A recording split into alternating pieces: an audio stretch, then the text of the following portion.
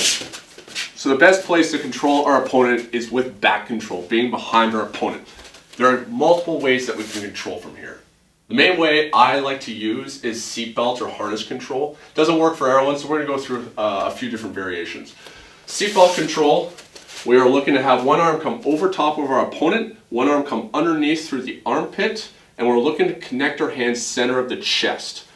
The hand that goes underneath the arm is going to go over top, hiding the killing hand, because this would be the arm that would look to go for chokes traditionally in Brazilian Jiu-Jitsu. Absolutely can do this within self-defense or law enforcement situations if the use of force is necessary, but we want to be very careful about going around the neck because not all agencies like us doing vascular neck restraints. I'm looking to get direct rotational control of Stephan by attaching my chest to his back.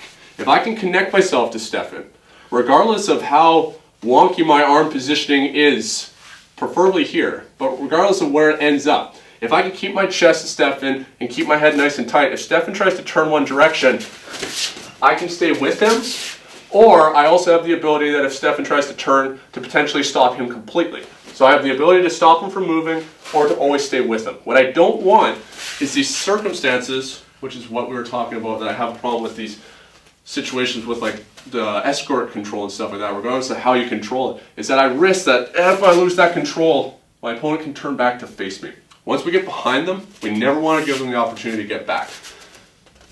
Seatbelt control, head staying tight. I can drop my eyes down if I needed to, if I felt like the opponent was trying to reach back, and whether they're trying to use their elbows or especially with their fingers trying to gouge out at the eyes. Now, seatbelt, traditionally like this, is what I typically do all the time because I'm a black belt in Brazilian Jiu-Jitsu and this is how I've trained it over and over again. However, I know some law enforcement guys really prefer to do the seatbelt or the harness with actually more of a Gable grip and more off to the side here. What this allows me to do is be able to get a little bit more rotational control of my opponent by being able to manipulate the shoulders. The arm that comes over top goes over to the cross shoulder. Gable grip my hands together, whether it's the bladed part of my hand or the back of my hand here is connected to Stephan's left shoulder. My elbow here is connected to Stephan's right shoulder. By having my hands gable gripped, this arm is really deep. It's really easy for Stephan to say grab onto my right arm. So if I wanted to choke him within a Brazilian Jiu-Jitsu context, I can't. But I'm not concerned about that here in this law enforcement kind of situation because this just means Stephan's arms are preoccupied. I like that. What this gives me the ability to do is close my left elbow very strong and be able to start manipulating his body by creating this twist here. What we want to do is we need to break our opponent's alignment.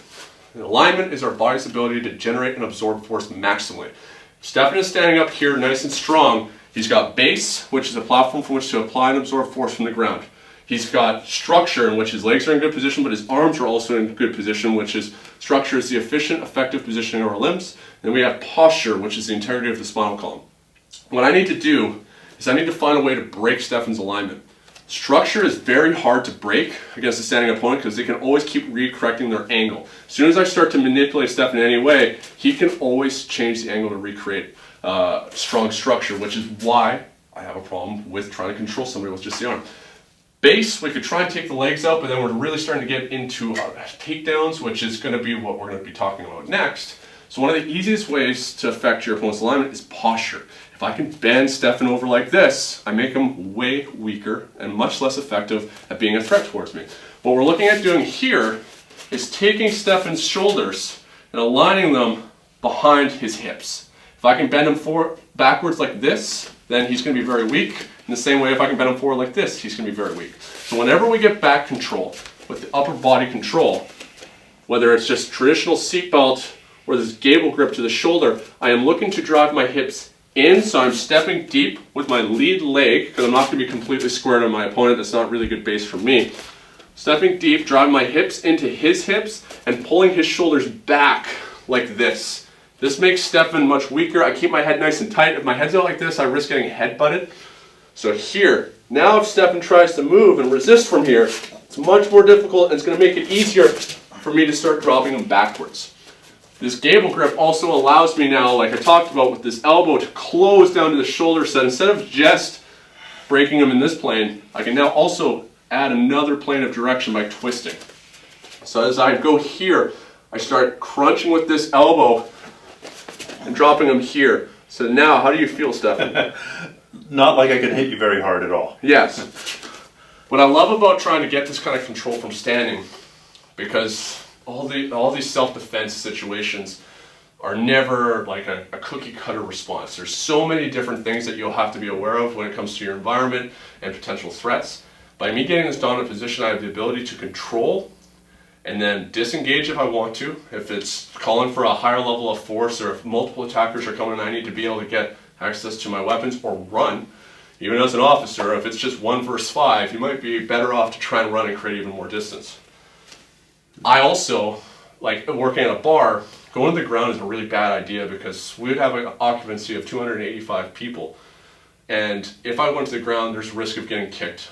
So being able to control somebody standing and possibly even just walking them out backwards, that's what I did the majority of the time. I would just arm drag, I'd get them right into position, and most of the time I wouldn't even actually go to a seatbelt. I would recommend it, but I would end up just kind of pushing the hips out like this while I had this arm reaching through either to a full kind of rear naked choke, which isn't recommended, but if you know your camera placements and stuff like that, you can get away with it quickly, or reaching here through to the lat and pushing the hips out. And now as Stephan tries to resist, I can walk him backwards out of the bar if I know my exit routes. Or I can sit the person down, whereas I get into this position and I step in and I drop the opponent. I can sit them down here and have even more time now to be able to kind of assess the situation and either start moving into any kind of procedures I want to for handcuffing or subduing the opponent, or once again, being able to back away. So by getting behind your opponent, it's extremely beneficial. The only other way that I like to control back control is with that rear body lock. Depending on who you're going up against, it doesn't make sense for a 5'5" person to try and reach up on somebody like me who's 6'5". I can do this against everybody. Almost everybody. Take a...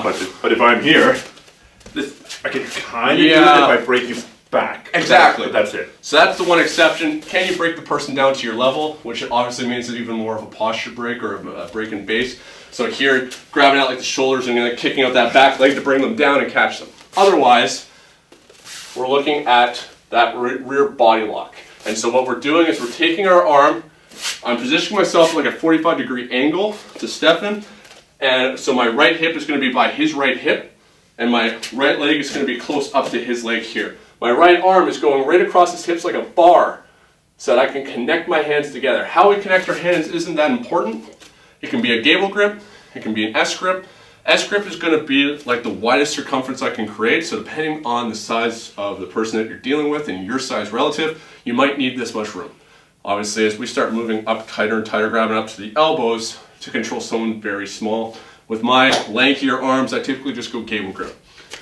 But my goal here is to attach my shoulder right here to the small of Stephan's back with also my head here, so I can keep my eyes pointing down and connecting. I like to Gable Grip with this palm facing up, so it gives me the ability to close this elbow to be able to start bending your opponent, and it can create a very strong break in posture down at the hips as well as being able to take out their base.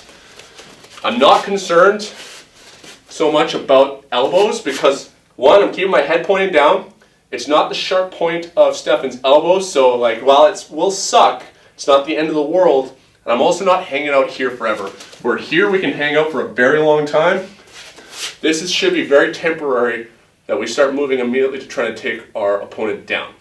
Like we've kind of talked about, you will get hit. It's just a matter of making sure that we're closing in this distance so tight that when you get hit, it's very minor.